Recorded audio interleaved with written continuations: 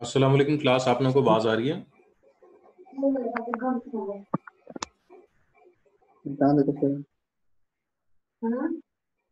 अस्सलाम वालेकुम क्लास, आप लोगों को आवाज आ रही है?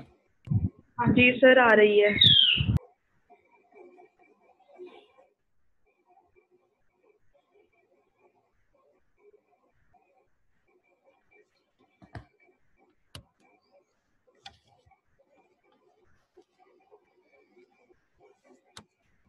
आज का लेक्चर हम शुरू करते हैं।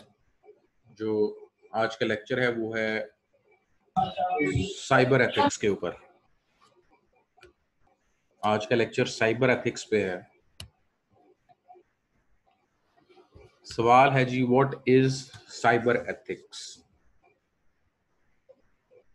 Cyber ethics is the study of moral, legal, social issues involving cyber technology. It examines the impact that cyber technology has for our social, legal, and moral system. It also evaluates the social policies, the laws that have been framed in response to issues generated by the development and use of cyber technology. अब सवाल अगला बनता है कि जी cyber पे technology क्या चीज़ है? Cyber technology refers to a wide range of computing and communication devices, from standalone computer to connected or network computing and communication technologies to the internet itself. Cyber technologies include handheld devices such as iPhone, personal computers, desktop laptops, mainframe computers, and so forth.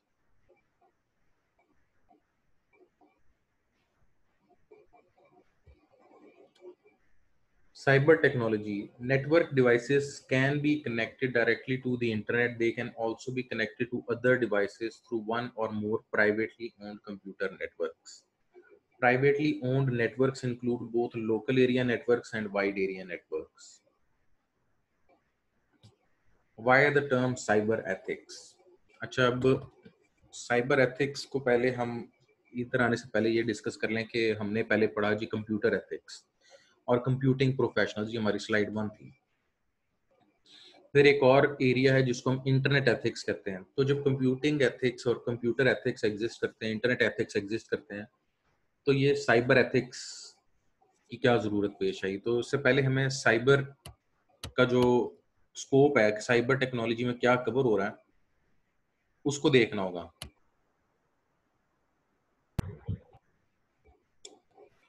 Cyber ethics, cyber technology और cyber, जब आप इसकी further definition या slides को check करेंगे तो आपको पता चलेगा कि साइबर टेक्नोलॉजी हर उस अप्लायंस डिवाइस को कवर करती है जिसके अंदर एक कंप्यूटिंग डिवाइस, एक कंप्यूटर कंप्यूटेशन परफॉर्म कर रहा हो टू अचीव सर्टेन टास्क, जिसमें वो इस्तेमाल करेगा मेमोरी की और बैटरी के थ्रू चलेगा या किसी एनर्जी सोर्स के थ्रू चलेगा।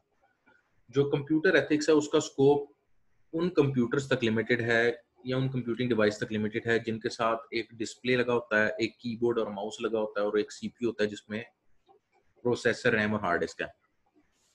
लेकिन अब कंप्यूटिंग डिवाइसेस सिर्फ यहाँ तक महदूद नहीं है। गाड़ियों के अंदर आपके पास अब ऑटोनोमस मशीनें या फिर ऑटोनोमस कंप्यूटिंग मशीन्स हैं।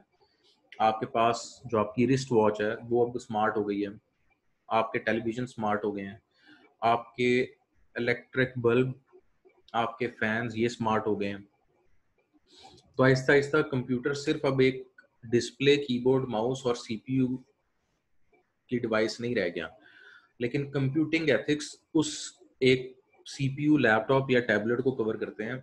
इसके अलावा जो बाकी सारी डिवाइसेस हैं जो कंप्यूटिंग तो करती हैं लेकिन वो, उनका मकसद, इवन स्मार्ट क्लोथिंग है, उनका मकसद अब मेन कंप्यूटेशन करना नहीं है, उनका मकसद किसी चीज को स्मार्ट बनाना है। तो वो हमारे जो साइबर एथिक्स हैं उसमें आएंगे। और ये एक हिस्सा है कहानी का। दूसरा हिस्सा ये कि साइबर एथिक्स में जितनी भी डिवाइसेस हैं वो स्मार्ट तो हैं ही, लेकिन वो साथ इंटरनेट एनेबल्ड भी हैं।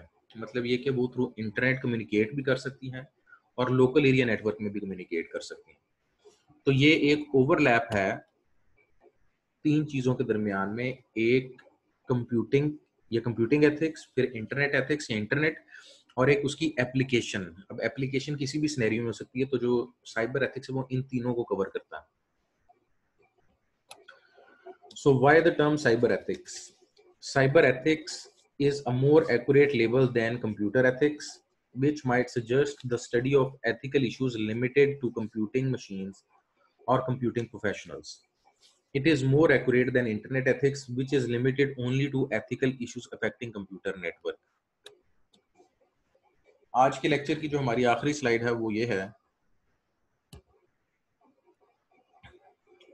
कि right 4 phases of cyber ethics. अगर हम साइबर एथिक्स की हिस्ट्री उठा के देखें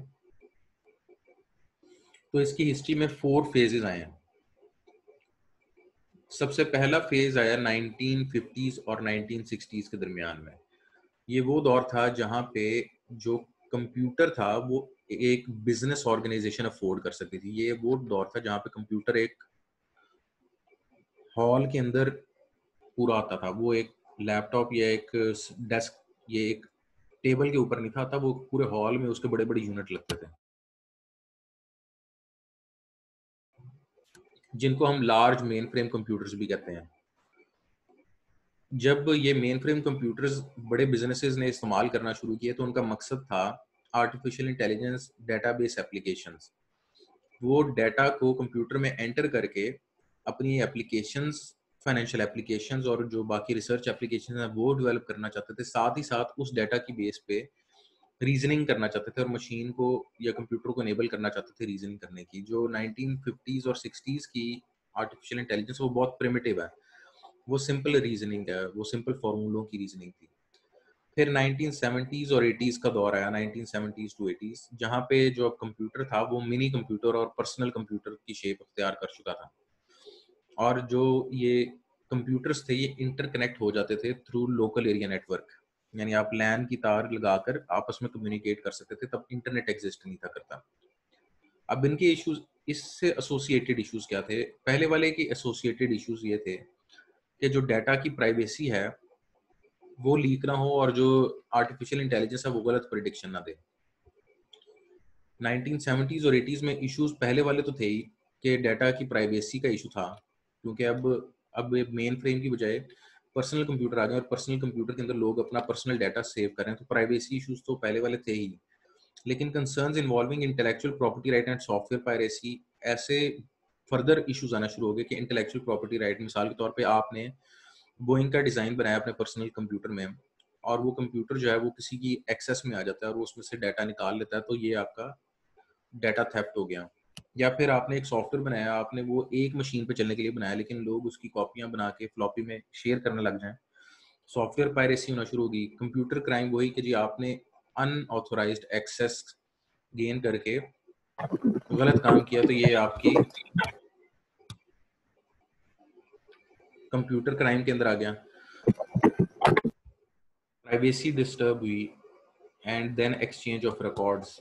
और ये भी हुआ कि जो हैकर होते थे या जो भी आपके फिजिकल सिस्टम तक एक्सेस रखता था, वो आपके फिजिकल रिकॉर्ड्स या आपके डिजिटल रिकॉर्ड्स को टेम्पर कर सकता था या उसको ऑल्टर कर सकता था।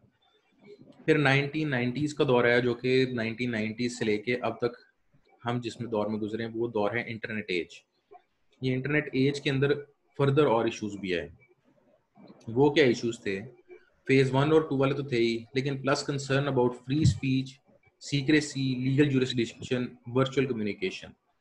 जो फ्री स्पीच है उसने जो इंटरनेट के आने के बाद एक ऐसा पावर गेन की जो कि पहले से उसको एक्सेस नहीं थी।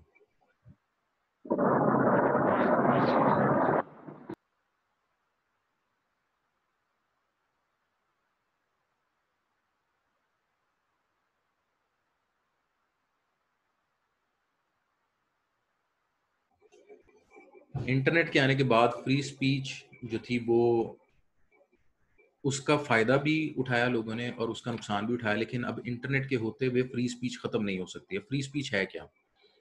फ्री स्पीच ये कॉन्सेप्ट है कि आप फिजिकल वर्ल्ड में कुछ चीज़ों पर डिस्कशन नहीं कर सकते। मिसाल के तौर पे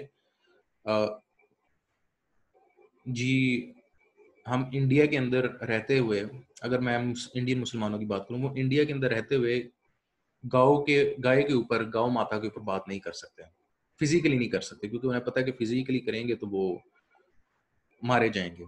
लेकिन वो फ्री स्पीच वर्चुअली कर सकते हैं। वर्चुअली वो अपनी आईडी हाइड करके वो अपना जो भी गम और गुस्सा वो एक्सप्रेस कर सकते हैं।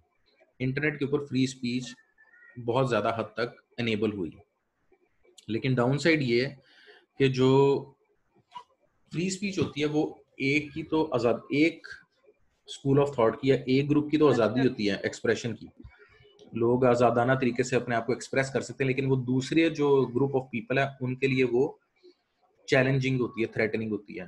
तो फ्री स्पीच से बड़े और इश्यूज भी खड़े हो गए। फिर उसके बाद ये सीक्रेसी। पहले फेज 1 और फेज 2 में अगर किसी ने कुछ हैक करना होता तो उसको फिजिकली जाके सिस्टम को हैक करना होता था, लेकिन इंटरनेट आने के बाद जो सीक्रेसी है वो अब एक ग्लोबल इशू बन गया है कि पाकिस्तान का डेटा कोई इंग्लैंड में बैठ के, अमेरिका में बैठ के हैक करके देख सकता है, और या फिर यहाँ पे कोई बंदा अपनी जो ऑर्गेनाइजेशन की इंफॉर्मेशन है वो बेच सकता है। फिर आ जाती है लीगल जुरिस्डिक्शन। लीगल जुरिस्डिक्शन में ये आता है कि कुछ स्टेट्स में लॉज प्रोहिबिट करते हैं और रोकते हैं कि आप ये नहीं कर सकते, लेकिन दूसरी स्टेट के अंदर इजाजत हो तो इंटरनेट के जरिए वो दूसरी स्टेट में बिजनेस किया जा सकता है जो पहली स्टेट में इलीगल हो। तो ये लीगल जुरिस्डिक्शन आ गई। फिर उसके बाद वर्चुअल कम्युनिकेशन। वर्चुअल कम्युनिकेशन का भी थ्रेट आ गया कि वर्चुअल कम्युनिकेशन तो अनेबल हो गई है, हमारे पास मैसेजिंग है, व्हाट्सएप है, फेसबुक मैसेंजर है, लेकिन इसमें इशू क्या है? एसोसिएटेड इशू ये है कि इसके ऊपर ब्लैकमेलिंग भी है, और ये वो ब्लैकमेलिंग है जो कि कोई मुल्क पकड़ नहीं सकता। मिसाल ये है, WhatsApp end to end encryption implement करता है। आज के दौर में अगर किसी भी बड़ी प्रोफाइल पर्सन को धमकी दी जाती है तो आप उसके बयान अगर उठा के देखें तो वो कहते हैं जी हमें अफ्रीका के नंबरों से धमकी आती है, या फिर हमें जी कंबोडिया के नंबरों से धमकी आती हैं। तो ये उनके नंबरों से जो धमकियां आती हैं, बेशक वो धमकी देने वाला पाकिस्तान में हो, लेकिन नंबर अगर उधर से धमकी आई है, अफ्रीकन या फिर कंबोडिया, तो वो पाकिस्तान के अंदर सिस्टम ही नहीं है कि उसको पकड़ सके। क्यों? क्योंकि जो हम सॉफ्टवेयर इस्तेमाल करते हैं वो हमारे मुल्क का बनाया नहीं है, वो इसराइल का। व्हाट्सएप इसराइली सॉफ्टवेयर है, और इसराइल के कानून के अंदर ये लिखा है कि कोई भी बिजनेस जो वहाँ काम करेगा उसको उस मुल्क की सिक्योरिटी एजेंसीज के साथ डाटा शेयर करना होगा। तो वर्चुअल कम्युनिकेशन के अंदर बहुत बड़े एक्सप्लॉइट्स आ गए हैं। ऑल्दो उसने सहूलत फराहम की है, लेकिन उसमें एक्सप्लॉइट भी बहुत बड़े आ गए हैं। तो ये तो प्रेजेंट जनरेशन के इश्यूज हैं, लेकिन अब फ्यूचर जनरेशन के फर्दर इश्यूज आने वाले हैं। फ्यूचर इश्यूज हैं, वो फ्यूचर इश्यूज ये हैं कि convergence of information and communication technology with nano technology research and genetic and genomic research etcetera.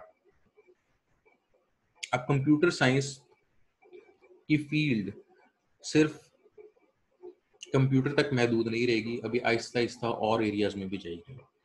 और एरियाज मतलब ये कि नैनो टेक्नोलॉजी में भी कंप्यूटर जाएगा, ऑटोमेशन इंडस्ट्री में भी कंप्यूटर जाएगा, बायो इंजीनियरिंग के अंदर कंप्यूटिंग जाएगा, उसके बाद ह्यूमन बेस, उसको कहते हैं साइबॉर्ग्स, जो ऐसी डिवाइस आएंगी जो जिस्म के अंदर जुड़ जाएंगी और जिस्म का हिस्सा बन जाएंगी। जिस तरह अब ये बहुत बड़ी कंपनी है, उसका नाम है न्यूरालिंक। ये इलॉन मस्क ने ही बनाई है, जिसकी टेस्ला गाड़ी है।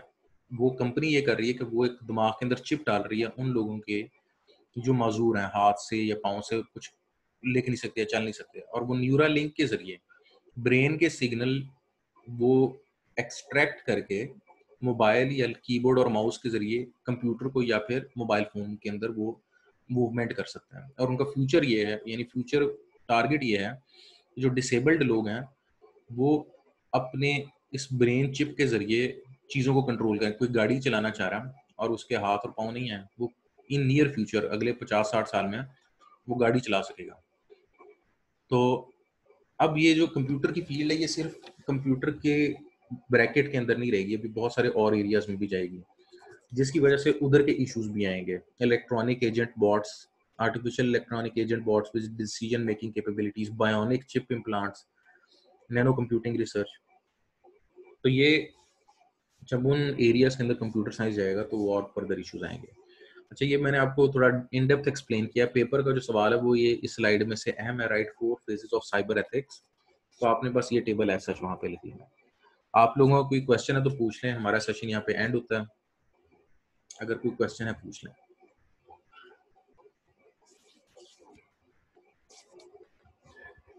चलें ठीक स्टूडेंट्स, अगर कोई क्वेश्चन नहीं है तो हम सेशन एंड करते हैं। मैं उम्मीद करता हूँ आप और आपके घर वाले सब खैरियत से होंगे। ये मुश्किल वक्त, अल्लाह पाक इस मुश्किल वक्त को हम सब के लिए आसान करे। जो मोमिन है वो नाउम्मीद नहीं होता।